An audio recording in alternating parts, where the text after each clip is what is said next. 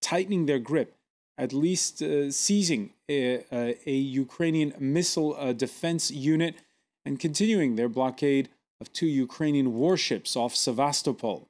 Now, beyond many Russian-speaking locals who back Moscow, volunteering their services are Cossacks, the one-time guardians of the Russian Empire's borders. France 24's team reports from the Crimean Peninsula.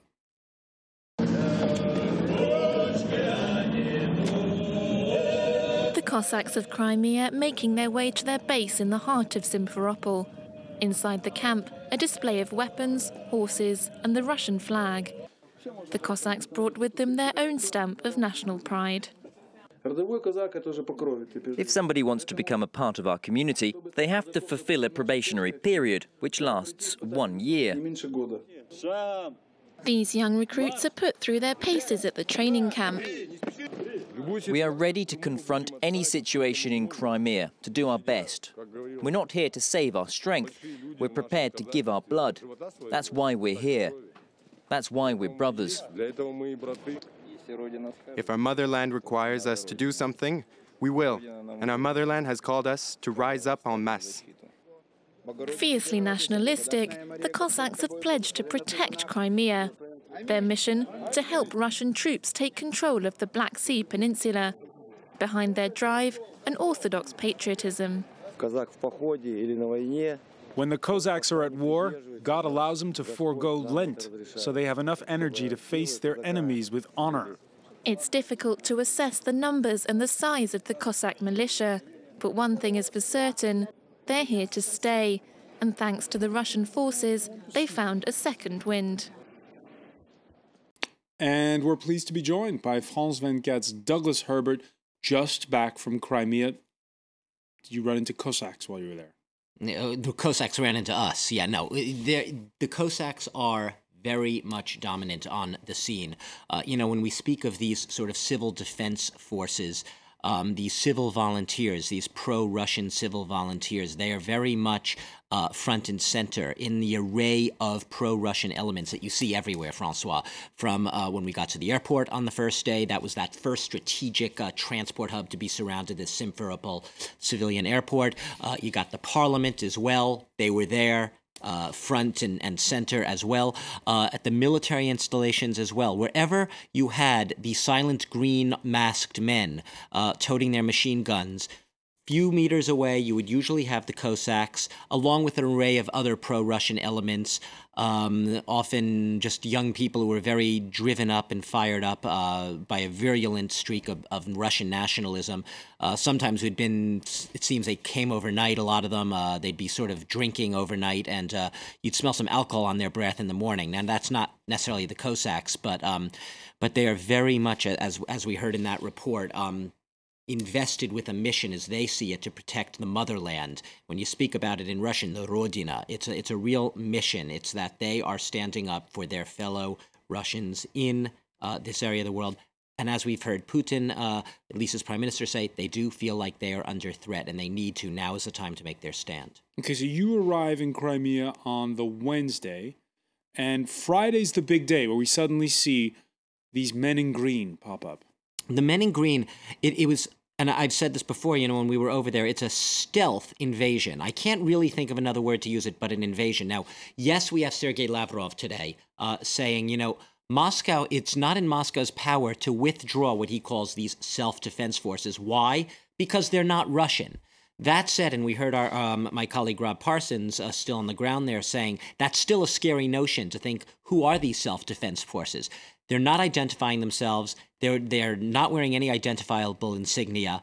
They seem to speak fluent Russian without any accent. They came from out of nowhere, and they have invested. They've surrounded all of the installations across Crimea. It's an interesting concept because what you essentially have is you have an invasion with plausible denial. Because after the facts on the ground are already done, you essentially have these strategic installations taken over, neutralized, as we've been reporting. You can have Moscow saying, it's not ours, but it's done. Moscow's dirty work, if you want to call it that, is done. What Putin will do next is anyone's calculation. But with this referendum pending right now, as early as March 30th is the date that people have been bandying about, the question really is now is greater autonomy or full rejoining of Russia. And even if right away the immediate referendum question isn't, do you want Crimea to be a part of Russia again? A lot of the people we spoke to there, especially the non-Russian elements, they fear that this will be a gradual, perhaps a two-stage process. Get the initial referendum, get broad autonomy for Crimea that gives it a lot of rights. I may note rights that it already had as an autonomous republic in its current status, and then take it from there. Have a pretext that somehow this autonomy isn't enough, that they really need to go full throttle, do the full Monty, so to speak, and join Russia again. All right, and you stress time and again, you're out there, that Crimea is a mosaic. There's lots of different groups that are there. Nonetheless, the overall sentiment, it seems from a lot of reports, to be behind these pro-Russian forces, or these Russian forces, depending on you. Listen, and I do have to stress the word seems, Francois, because we have been saying time and again, ethnic Russians, you're absolutely right, statistically on paper are a majority. They're about 58 to 60% of the population there. Undeniable. Also undeniable, a fact. Many of them, whether justified or not, do feel like that we've used this wounded animal analogy. They feel somehow they've been humiliated. They feel like their rights have been trampled on. They feel like second-class citizens. They do feel under threat. They actually perceive that. And reality is often perception. That said, when you talk about that ethnic mosaic, it's extremely important, Francois, because that mosaic includes ethnic Ukrainians. It includes Tatars. And I found the crowning irony, while we were traveling through this through the region around Simferopol, at least, is while you had Dmitry Medvedev, the Russian prime minister, talking about Russians, ethnic Russians, feeling under threat, their health, their safety, their livelihood, their well-being, the people that we felt, that we met, that really said they felt under threat were the Crimean Tatars, 10 to 12% of the population. Some of them are beginning to move their families out of Ukraine because they fear for their safety.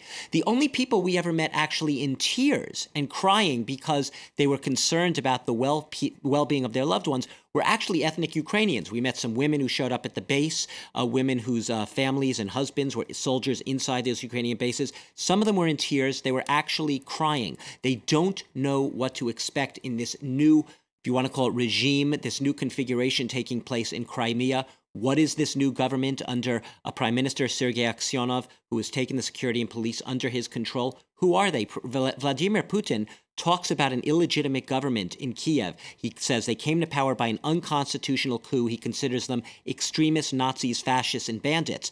No one, he hasn't mentioned for 1 second, this, what I will call an illegitimate government, unrecognized by Kiev, that's taking shape in Kiev under a prime minister named Sergei Aksyonov, who really does not have any standing among most of the population. I think he got 3% in the last elections.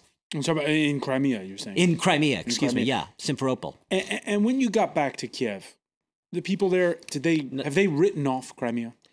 No, they haven't written off Crimea, and Ukrainian, we've heard the defense minister and the Ukrainian officials those are the officials, but how about the people? They have not written off Crimea. The interesting part is most of the people, even in Maidan, Crimea is a part of Ukraine. It's been a part of Ukraine since 1954, since Nikita Khrushchev gave it as a gift to Ukraine.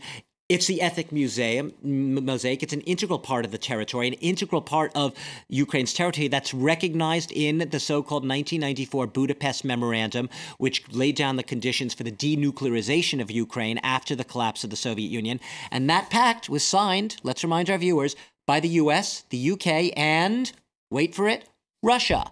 What is it? Recognize the do not infringe on the sovereignty or the territorial integrity of Ukraine. What's interesting today is when you go back to Kiev, from Moscow's perspective, Putin will say, well, there's a new illegitimate government in power, so those past treaties no longer hold, whatever was signed back then. We have to now tear that old treaty up.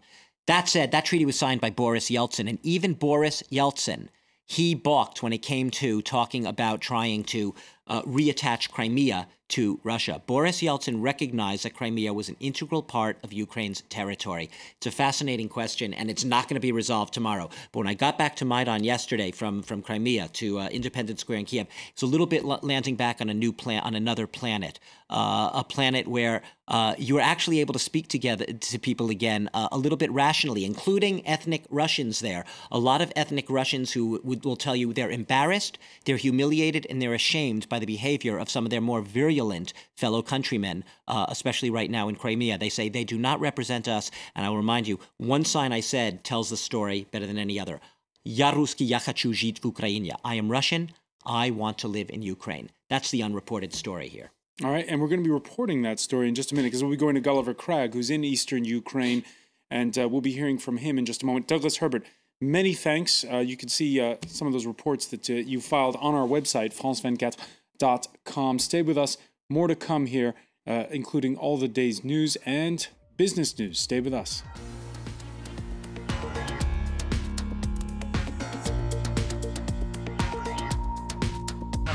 Sports. 100 meters individual medley for the United States. France 24 keeps you up to date with all the latest from the world of sport.